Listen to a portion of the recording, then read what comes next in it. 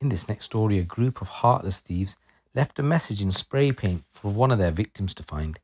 The gang of 5 men targeted 10 businesses during their crime spree, which cost them around £2.6 million. Adam Shakespeare, David Smith, Lee Fletcher, Royston Hallard, and David Williams hit a number of them during the Christmas period in the hopes that the area would be quiet.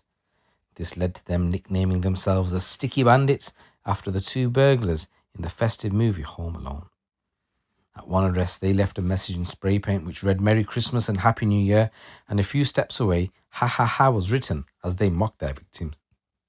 The group went on to admit conspiracy to burgle commercial premises between December 2022 and June last year. Shakespeare was jailed for 6 years and 5 months. You got Smith, who was jailed for 6 years and 4 months. Fletcher got 6 years and 4 months. And Hallard got 6 years and 4 months. Williams was jailed for 3 years and 4 months. Video footage was released which showed some of the masked men laugh and joke as they robbed one of their targets.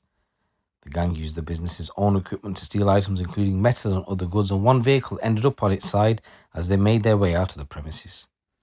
10 firms in Birmingham, Wolverhampton, Dudley, Bilston, Brierley, Kidminster, Tamworth, Bury Bar, Shrewsbury hit with total losses of around £1.6 million.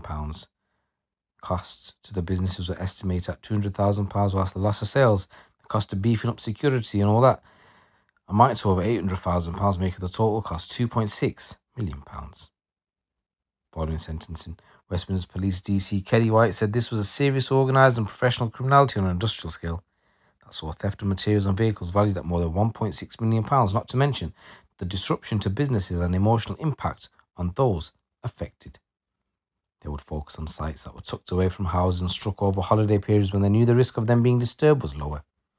The videos recovered from their mobile phones show how they relished what they were doing and would laugh and joke with each other. And she added, when we identified similarities between the offences, we launched a major investigation based on forensic analysis of mobile phones and CCTV, which meant we were able to move in and arrest the gang in dawn raids last June. Said we are pleased that they are now starting significant prison sentences, which send a message to anyone involved in serious and organised crime that we will hunt you down and bring you to justice no matter where the fuck you are. And in this next news story, 2 brothers who carried out a stabbing and double shooting in Brent have been brought to justice after a meticulous investigation which officers tracked their stolen vehicle for over 27 miles. Johnny Thomas and Jamali Thomas were both from Brent, both convicted in December 2022 for 2 counts of attempted murder, 1 count of conspiracy to possess a firearm with intent to endanger life, and 1 count of possession of points and blades. Just the other day, Jamali was sentenced to a total of 34 years imprisonment, with a further 3 to be served on licence, and the sentence for Johnny was adjourned. However, he was sentenced to 35 years imprisonment with a further 3 to be served on licence. The jury heard that shortly before 5:30 in the morning on the 6th of November 2021. Police were called to reports of a stabbing and shots fired in the NW10 postcode. Police, including firearms officers, attended the scene and found a 28-year-old man with a gunshot wound to the chest and a stab wound to his back. He was taken by London Ambulance Service to a hospital where his injuries, although initially serious, were deemed not life-threatening following treatment. Another man also sustained a gunshot wound to his hand, a 31-year-old, and he was taken to hospital. His injuries were not life-threatening. Detectives immediately began inquiries and found that the vehicle used in the incident was stolen and on clone plates. They tracked the vehicle on CCTV for over 3 hours and 27 miles as it drove around northwest London. These CCTV inquiries established that 2 hours before the attack, the brothers attended an NW10 address to conduct a reconnaissance of the area and to make sure their target was present. Then returned 2 hours later, where they lay in wait for their victim to leave a nightclub. As they did so, they ambushed the victim from behind, stabbing him once and shooting him with the left shoulder. The gunman then ran to a second male who was attempting to take cover in a vehicle. The gunman opened the car door and at point-blank range fired the gun a second time. The victim raised his left hand to protect himself. The bullet went through his hand and a jacket that was wrapped around it and hit him in the chest, causing bruising. After the shooting, the brothers drove back to their home address and later moved the vehicle to the NW9 postcode where it was burnt out. Detective Constable Tom Harris of the Met Specialist Crime Command said this so easily could have been a murder investigation. The fact that nobody was killed was pure luck. The Thomases' actions were premeditated and planned, with no consideration for the safety of bystanders who may unwittingly been caught up in the shootings. The sentences handed down to these brothers demonstrates the dangers they pose, and I hope the victim finds a measure of closure knowing that they have been taken off our streets for a considerable amount of time. And in this next story, guys, the man in this picture, Jacob Gill, and he attempted to murder a man in his own home last Christmas.